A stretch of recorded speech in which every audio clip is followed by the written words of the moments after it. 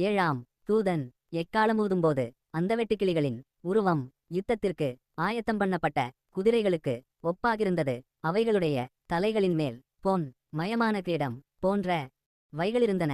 அவைகளின் முகங்கள் மனுஷருடைய முகங்கள் போலிருந்தன. அவைகளுடைய கூந்தல் ஸ்திரீகளுடைய கூந்தல் போலிருந்தது.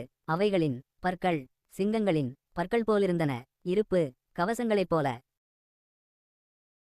மார்க்கவசங்கள் அவைகளுக்கு இருந்தன. அவைகளுடைய சிறகுகளின் இரைச்சல் யுத்தத்திற்கு ஓடுகிற அநேகங் குதிரைகள் பூண்ட இரதங்களின் இரைச்சலுக்கு ஒப்பாகிருந்தன.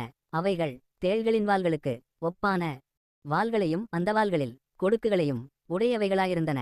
அவைகள் 5 மாதமளவும் மனுஷரைச் சேதப்படுத்துவதற்கு அதிகாரம் உடையவைகளாயிருந்தன. அவைகளுக்கு ஒரு ராஜனுண்டு. அவன் பாதாளத்தின் தூதன். முதலாம் ஆபத்து கடந்து போயிற்று. இவைகளுக்கு பின்பு இன்னும் 2 ஆபத்துகள் இதோ வருகிறது. வெளிப்படுத்தல் 9ஆம் அதிகாரம் 7-12 வரையுள்ள வசனங்கள்.